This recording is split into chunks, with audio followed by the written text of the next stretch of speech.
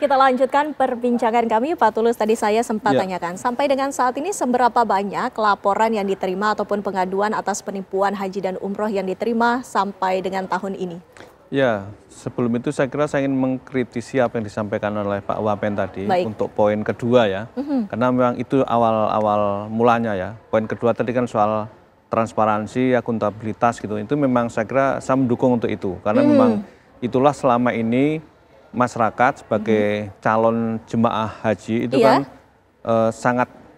sangat meragukan, sangat gelisah dengan adanya soal bagaimana pemerintah, Kementerian Agama menentukan soal antrian itu, ya formulasinya seperti apa, dan kemudian bagaimana porsi masing-masing pemerintah daerah dan segala macam. Karena kemudian asumsi di masyarakat adalah ini ada permainan.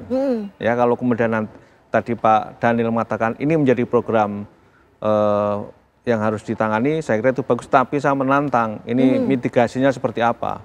Jangan sampai nanti kemudian itu tidak tertangani dan masyarakat masih mempertanyakan soal bagaimana pemerintah menentukan antrian haji, ya, baik apakah dari usianya, tempatnya, dan lain sebagainya. Dan itulah berangkat dari kasus-kasus antrian itu kan kemudian muncul kasus-kasus yang adanya penipuan, ya, tawaran-tawaran berangkat lebih dulu dengan membayar jumlah uang seperti akhir-akhir ini ada dari tadi yang disebut di Situbondo dan segala macam. Itu kan karena masyarakat sudah sangat capek antri sehingga ketika ada oknum yang menawarkan, apalagi itu dari kementerian, itu menjadi membayar jumlah uang yang sangat banyak dan kemudian ternyata tidak diberangkatkan. Jadi saya kira itu PR pemerintah untuk menyelesaikan soal bagaimana transparansi, akuntabilitas di dalam pemerintah menentukan formulasi haji, ya, karena jangan sampai ada penggeseran-penggeseran yang kemudian masyarakat tidak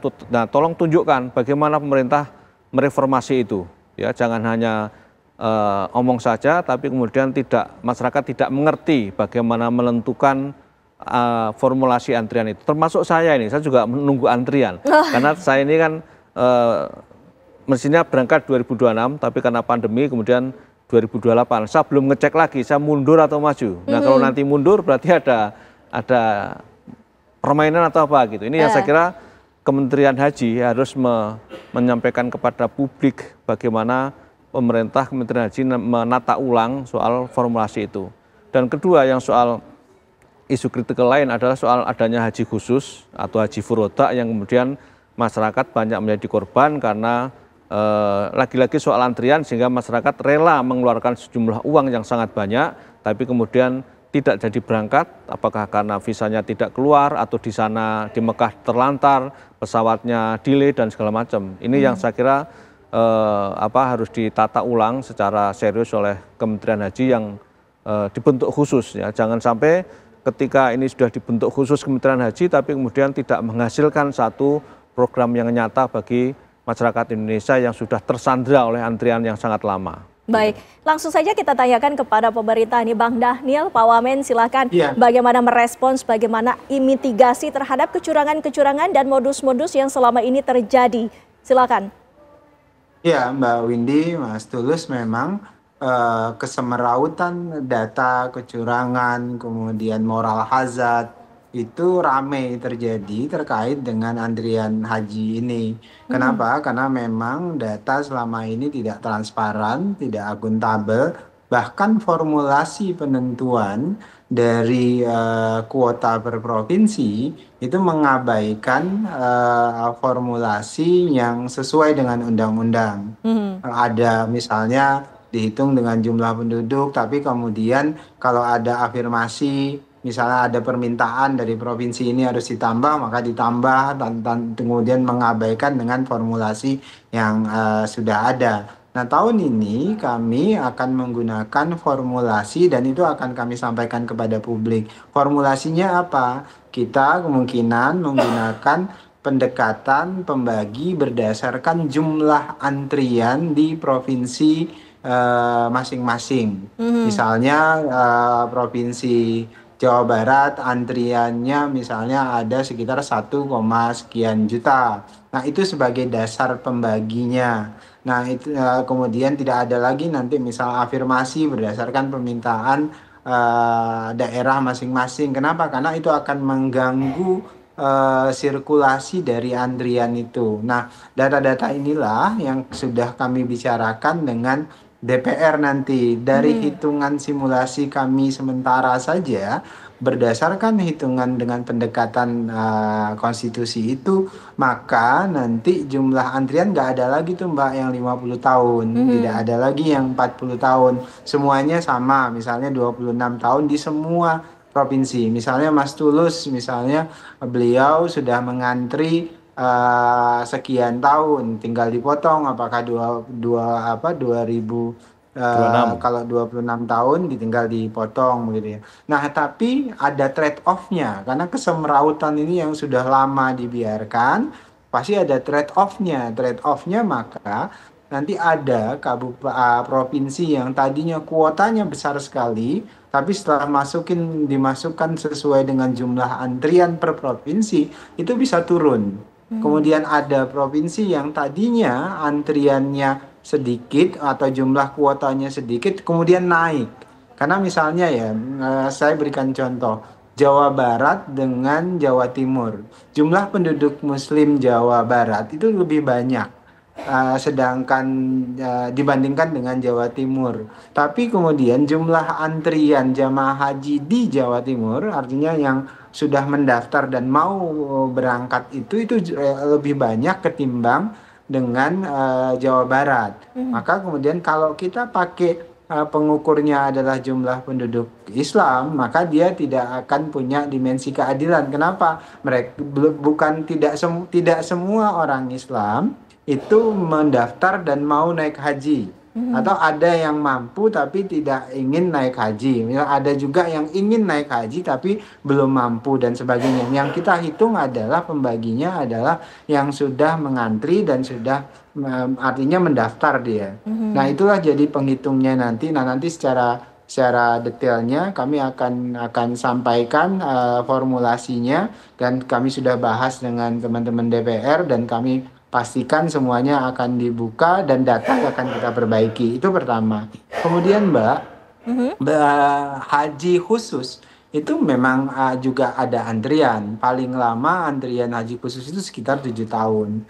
Nah, ada nggak haji yang tidak ngantri? Nah, pemerintah Arab itu kemarin kan ada misalnya visa mujamalah namanya. Kemudian ada visa furoda beberapa tahun yang lalu. Visa mujamalah itu adalah visa undangan yang dikeluarkan oleh pemerintah Arab Saudi untuk pihak-pihak tertentu. Misalnya undangan raja. Misalnya undangan dari Kementerian Haji dan Umroh, kemudian Kementerian Haji dan Umroh Saudi maksud saya, kemudian undangan dari Dubes dan sebagainya. Nah, itu dikeluarkan dengan diskresi mereka masing-masing dan itu tidak masuk kuotanya kita. Baik. Nah, ini bisa tidak ngantri tapi itu ditentukan pemerintah Arab Saudi. Nah, termasuk furoda, tapi kemudian furoda dan mujamalah ini dia tidak ada kepastian. Nah, disinilah kemudian seringkali beberapa travel menjual visa mujamalah, menjanjikan visa furoda dan sebagainya. Padahal dua visa ini punya ketidakpastian yang sangat tinggi, sehingga ada kemungkinan besar tidak berangkat. Nah, disitulah banyak jamaah haji kita yang tidak berangkat karena tidak keluar visanya, dijanji. Belum lagi ada modus misalnya menggunakan visa non haji, visa amil misalnya, visa pekerja, visa umroh dan sebagainya. Itu banyak di internet program-program ditawarkan oleh banyak travel. Kalau sudah pakai visa non haji itu dipastikan itu bertendensi melakukan penipuan karena kemungkinan besar untuk masuk ke tanah haram itu tidak akan bisa. Kira-kira begitu. Baik, Bang Dhanil. Kita akan langsung konfirmasi kepada Pak Zainal. Dari asosiasi sendiri melihatnya, apakah dari penyelenggaraan haji ini, dari penyelenggara melihat strategi yang diterapkan oleh pemerintah ini ada tantangankah yang dihadapi atau justru mempermudah? Baik, tentu akan mempermudah. Sebab pemerintah itu sudah menghitung asas manfaat dibanding dengan cara-cara yang lama. Prinsipnya itu kan berdasarkan first come first serve, itu prinsipal. Ya, adapun tentang masalah apa yang tadi dikatakan ada lagi haji tanpa antrian ya, tadi pernah disinggung tanpa antri, itu sesungguhnya itu adalah tasrih haji bagi ekspatriat. Ya. Nah, itu dijual juga di sini di Indonesia. Ya, Pak Zainal, menanggapi adanya potensi kecurangan juga, ini seperti apa tanggapannya? Kalau tentang masalah kuota, potensi kecurangan selama sistem first come first serve itu diterapkan, ya sangat kecil sekali kemungkinannya. Ya, kalau sistem itu kan tidak kenal kompromi sesungguhnya itu. Itu tidak ada potensi kecurangan kalau first come first serve diterapkan. Itu hukum dasarnya di situ. Gitu. Ya. Baik. Adapun yang percepatan sama tanpa antri itu dua hal yang berbeda. Ya. Kalau yang tanpa antri itu bukan menggunakan visa haji, tapi dia menggunakan tasrih haji. Tasrih haji, dan lalu mereka mengambil identitas semacam igama ya, penduduk menjadi penduduk di sana di negara Saudi. Saya kira itu. Baik. Dan itu juga perlu diedukasi kepada masyarakat. Sebab semuanya ada batasnya. Baik. Pak Tulus, Anda melihatnya sebagai perwakilan dari konsumen ini, apakah calon jemaah haji ini mendapatkan kesulitan untuk melaporkan secara hukum terhadap agen-agen yang melakukan penyelewengan ataupun penipuan? Ya, saya kira dalam ini kan pengawasan harusnya juga dilakukan oleh pemerintah. Ya. Sekarang ada Kementerian Haji, ya, juga harus melakukan pengawasan dari hulu sampai hilir, ya, dari sisi perizinan, dan kemudian kalau kemudian ada pelanggaran yang dilakukan oleh Biro Haji dan Umroh, ya jangan segan-segan untuk misalnya melakukan pencabutan izin, ya kalau itu dari sisi administrasi ataupun perdata ataupun juga pidana. Karena kan ketika calon jemaah haji ini tertipu karena tidak diberangkatkan, kan kemudian uangnya kembali atau tidak, ya kembalinya berapa lama, kembalinya utuh atau tidak. Nah itu harus diawasi oleh pemerintah, dalam arti pemerintah bisa memberikan sanksi administratif, dan juga kalau ada unsur pidana tentu ada proses pidana, dan juga sisi perdata dalam arti bahwa uang dari calon nasabah harus kembali secara utuh, ya jangan sampai kemudian ada potongan atau apapun. Tetapi yang terpenting juga dari sisi antrian tadi, saya kira kita betul-betul meminta kepada Kementerian Haji untuk melakukan transformasi di dalam pengelolaan haji di Indonesia. Untuk apa dibentuk Kementerian Haji kalau kemudian nanti hasilnya sama saja?